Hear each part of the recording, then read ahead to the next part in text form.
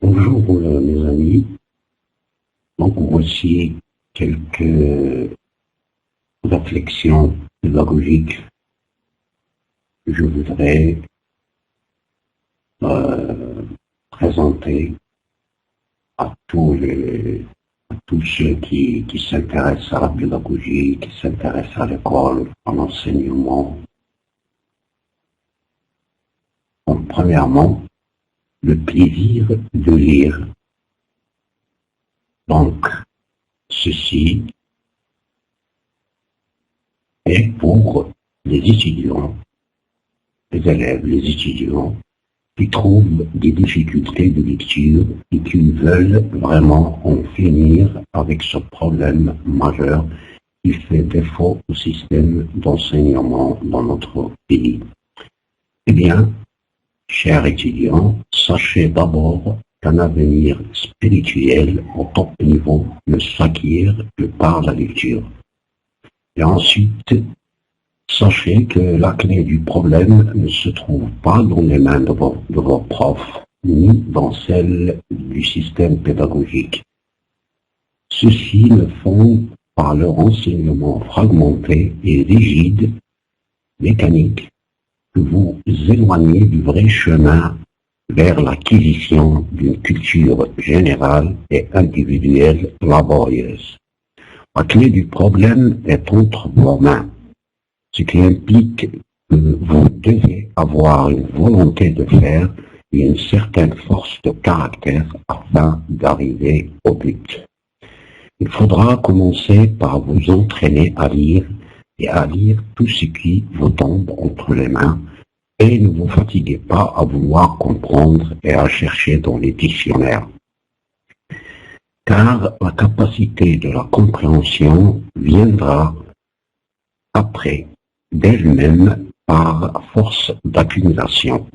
Quant au choix de lecture, vous pouvez commencer par les bandes dessinées, les contes, les journaux, les revues, les livres de tout genre, et petit à petit, vous arriverez à lire les grandes œuvres de littérature connues et vous pourrez aussi écrire vos propres productions. Sachez enfin que la lecture est la clé de la connaissance.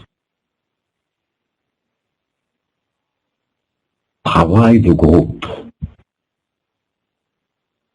Quand on travaille par groupe, on se débarrasse de soi afin de s'intégrer au sein du groupe. On devient collectif et ceci nous permet de rejeter l'égocentrisme petit à petit.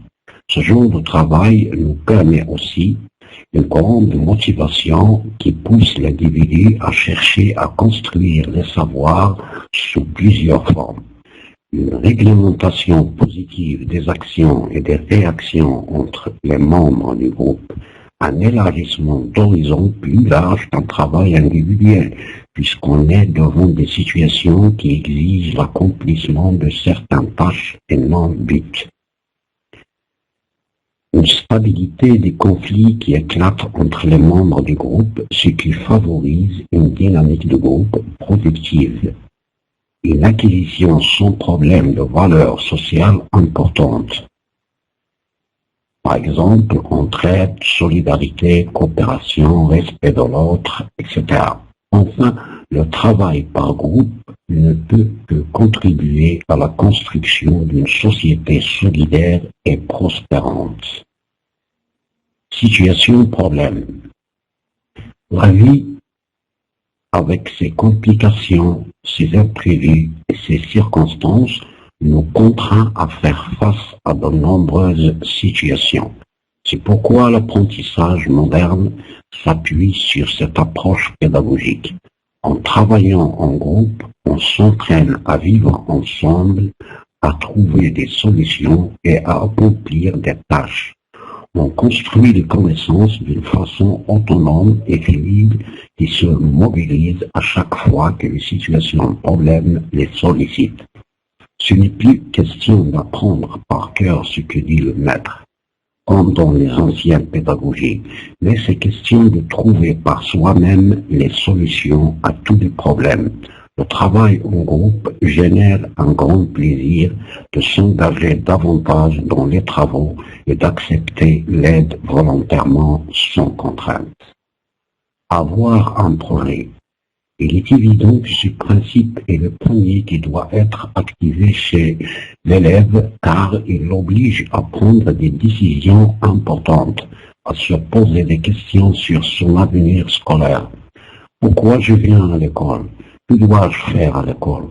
Quels sont les buts que je dois atteindre à la fin de mon instruction?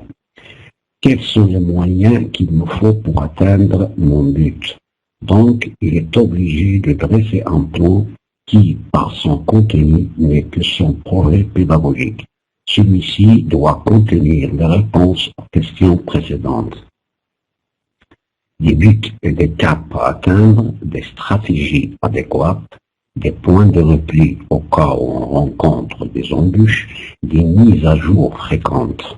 Alors, écoliers, au travail et appuyez-vous sur votre école et vous verrez alors combien c'est fascinant et plaisant d'avoir construit quelque chose qui a un sens, un bon avenir. Différenciation. La pédagogie différenciée reste un pilier solide dans l'action pédagogique moderne car le niveau d'apprentissage n'est pas le même chez les apprenants. Certains apprennent vite, d'autres non. Sans nous compliquer la vie à vouloir comprendre l'origine de ces disparités, veillons d'abord à apprendre comment les combattre et les changer en atouts au lieu de les ignorer. Ces procédés produisent des résultats positifs. Colmater les brèches pour les uns, consolidation des bases pour les autres. Cette pédagogie peut servir essentiellement à l'enseignant, mais l'apprenant doit aussi l'utiliser lors du travail, au sein du groupe ou chez lui. Alors, au fond, cherchez en quoi vous êtes faible, remédiez à vos lacunes d'une façon individuelle ou collective. Documentation. Résoudre les problèmes, réaliser des tâches, entreprendre des recherches ou des enquêtes restent des actions d'esprit fortes, importantes, mais ils ne peuvent être fructueuses que si on s'appuie sur une abondante documentation. Dans les temps anciens, c'était difficile, pour ne pas dire impossible, de trouver des documents. Aujourd'hui, c'est devenu plus facile, pour ne pas dire aisé, de se documenter sur n'importe quel sujet. En effet, on a des bibliothèques publiques scolaires, on a aussi l'Internet et les réseaux sociaux qui font que l'information est devant nous à chaque instant. Alors, ne perdons pas de temps au travail. Évaluation. L'évaluation reste un grand problème pédagogique très complexe par ses nombreuses ramifications. L'évaluation qui consiste à donner des notes n'est en fait qu'une récompense éphémère et n'est nullement importante car son effet se dissipe rapidement.